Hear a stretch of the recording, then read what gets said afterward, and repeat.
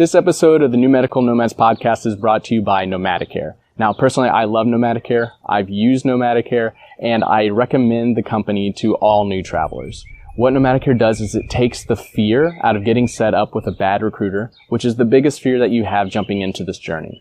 So they sit down, they interview recruiters, they vet them, get them on a list, and then provide them to you as a free service, as a free recruiter matchmaking service in order to get you started on your journey. Now, usually you only get 2 recruiters going through Nomadicare, but being a listener of the show, you can get 3. So this is how it's going to work. You go to nomadicare.com/Dylan. You will get set up with 3 recruiters to be on your dream team, as well as a guide to get you started on your journey. Hey Nomads, this is Dylan Callier coming at you live from the East Bay of California.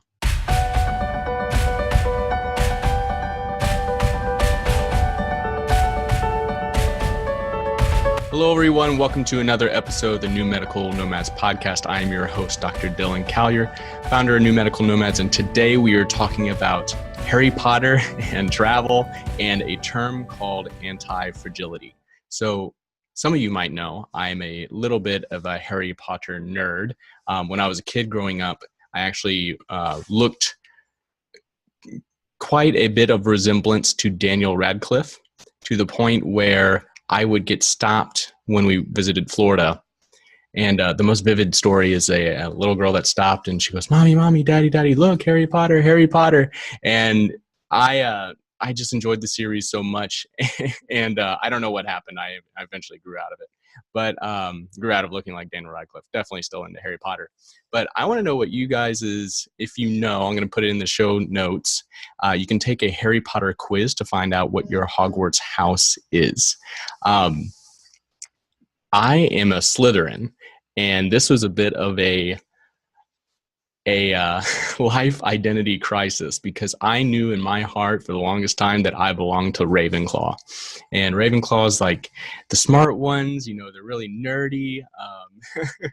They like puzzles and things like that. And I really thought I was in that house, took the quiz, turned out I was a Slytherin. I was like, nah, that's not right. So I took it again, got Slytherin again, took it a third time, got Gryffindor, and I knew that wasn't right, so I took it a 4th time. I think finally on the 5th time I got Ravenclaw, and at this point I'd given up. I realized I was bound to be a Slytherin. Shortly after that, we went to a Hogwarts trivia night where I dressed in my green and my silver, and I got complimented a lot on how Slytherin I looked. And I hadn't quite accepted it yet just then, so I was pretty salty about it. But I've come to terms with it. It's been a good house so far. So yeah, let me know if you guys are watching this on YouTube. Comment down below what is your Hogwarts house. If you haven't taken the test yet, J.K. Rowling has her own test, and you can go on and find which house that you belong to. So super interesting, and I am a big fan of hers. So today, what we are talking about is this term called anti-fragility. And this stems from a book that I read that has been by far the hardest and one of the most dry materials I've ever tried to read. It is called Anti-Fragile, and I have the book here. Anti-Fragile. It is by Nassim Taleb, and he goes through the different stages of I'll call it resiliency. So you have fragility, things that break easily. You have resiliency, things that resist change. And then there's got to be an opposite of fragile, to where you don't break under pressure, but that you actually grow under pressure. And that term is called anti-fragility, which is what he coined.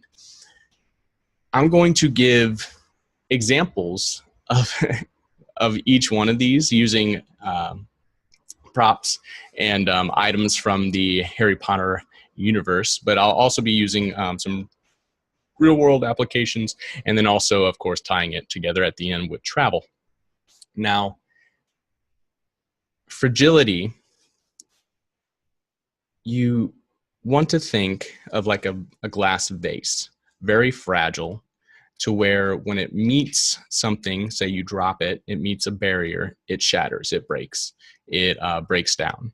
Fragility doesn't necessarily mean that it has to be fragile in the sense that it's like really delicate. although that's what comes to mind. But there are other instances of this as well. If you think of like sand on a beach, it erodes away at the top of the sand and kind of replaces it with new. Each individual grain of sand is very fragile to where it moves.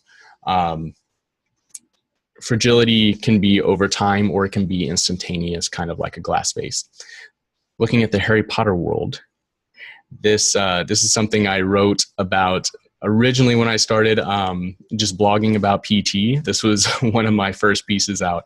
But the chocolate frog is a great example of what a fragile object is. And if you think back to the first Harry Potter film, Harry and Ron and Hermione are all sitting in the cart, and they open up this thing of a chocolate frog, and it bounces away and it hops out the window. Never be seen again because it was probably hot outside and it melted. That is a great example of fragility, to where the chocolate frog, it can run away from dangers, but when it meets the dangers, it's not going to be able to hold up to it. So it will either be eaten because it's a chocolate delicacy, or maybe it gets left in a pocket and it melts, or it flies out the window. And so that is an example of being fragile. Now, resiliency is not the opposite of fragility. Resiliency is the ability to withstand forces and to withstand stresses. So think, instead of a glass vase, you think of like a cannonball, so that when you drop it, it doesn't change. If you drop it on a metal plate, it's still not going to change. Doesn't matter what you drop it on, it's still going to maintain the ball form. It is very resilient. It is not going to change. An example of this in the Harry Potter world would be the pheonix. So a pheonix is known for rebirthing or rising from the ashes. So when a pheonix dies, it bursts into flames, turns into ash, and then from the ashes, the same bird is reborn. So it's the exact same as it was before. So that's the reason it's not the opposite of being fragile, because it has not changed. Fragility over time with stresses will get weaker and weaker. Resiliency will stay the same. Anti-fragility will increase and become more robust in the face of stressors. So thinking about personalities with travel, if you have a fragile personality, as soon as you come up against a hard time in your life, you will break down, you will turn around, you'll go home, you'll take the safe options, and that would be a good example of being fragile. Not conducive with the travel life at all. Think of resiliency. I want you to think of the grumpy old man that that is set in his ways, that doesn't matter what you tell him, that, yeah, I'll just make something ridiculous, that coffee is way better than tea. Like, he's going to fight to the death that the tea is always better than coffee. He's set in his ways. He's not going to change. He's very resilient. Doesn't matter what you say at him. He's very stubborn. And this can work as a traveler, but again, it's not optimal, because that means you're not open to change. You've already, quote unquote, got things figured out, and you're going through life and you basically close off anything that would kind of challenge your ideas. And especially if you're looking to travel the world, your ideas are going to be challenged, and they're ultimately going to have to be changed, because you can't just meet those types of experiences and not have that emotional rebound and that emotional connection and really reflect on what just happened. So the last part is being anti-fragile. And this comes back to the Sword of Gryffindor in the Harry Potter world. The Sword of Gryffindor only takes in that which can make it stronger.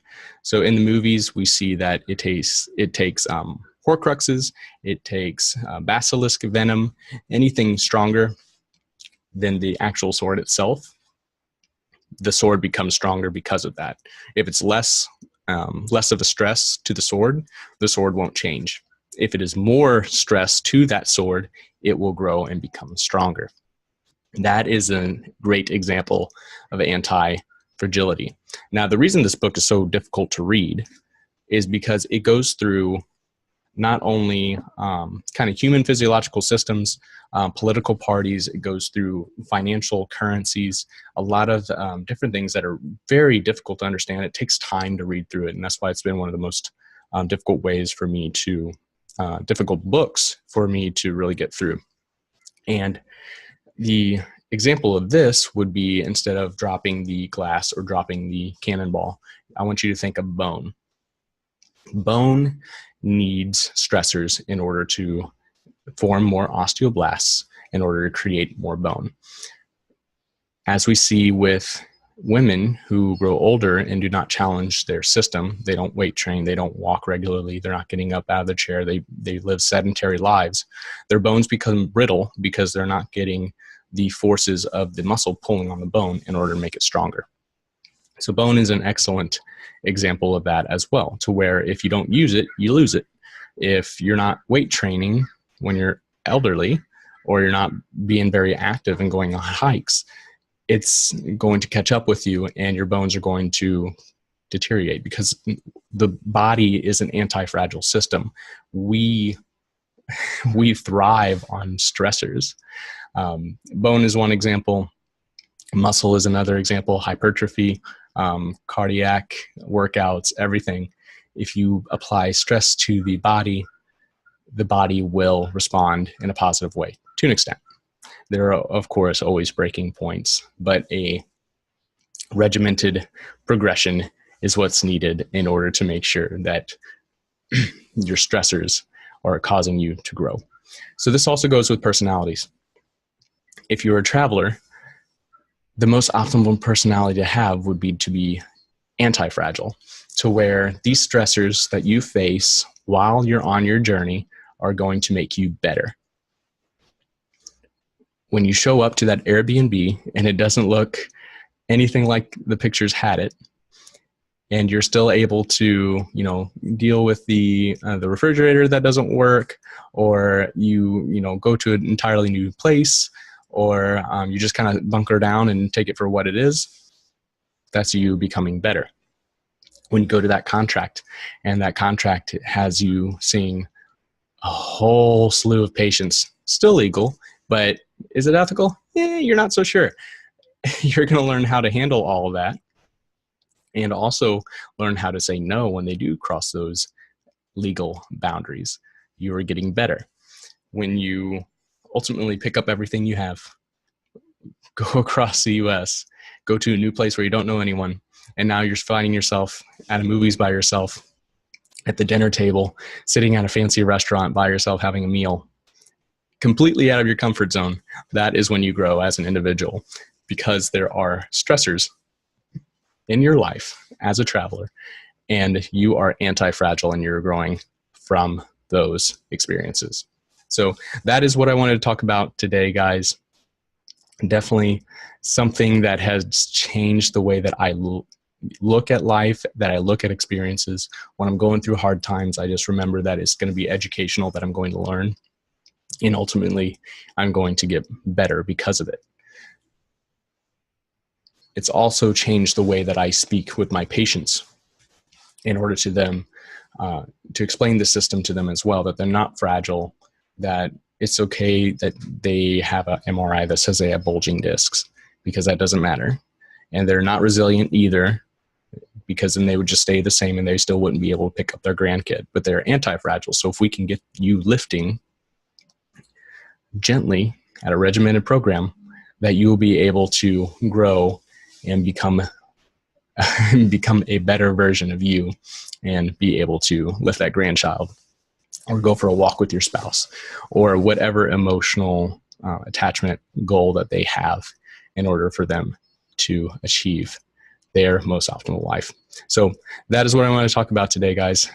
That is my nerd out of the week, talking about Harry Potter, talking about anti-fragility, and also talking about traveling. So if you guys are listening to this, please subscribe. Any comments, likes, shares will ultimately help this information will be seen by others to where I can help out other individuals who are on their journey as well, which is ultimately the goal of this podcast. If you are looking for the next episode, the official launches can be found at New Medical Nomads Podcast on Facebook. If you have a question, reach out to me on New Medical Nomads, the Facebook group. And then also, if you want early access, you can find this on YouTube, or you can find this on iTunes as well, or your favorite podcast app. So everybody, have a great week. Everybody, have safe travels.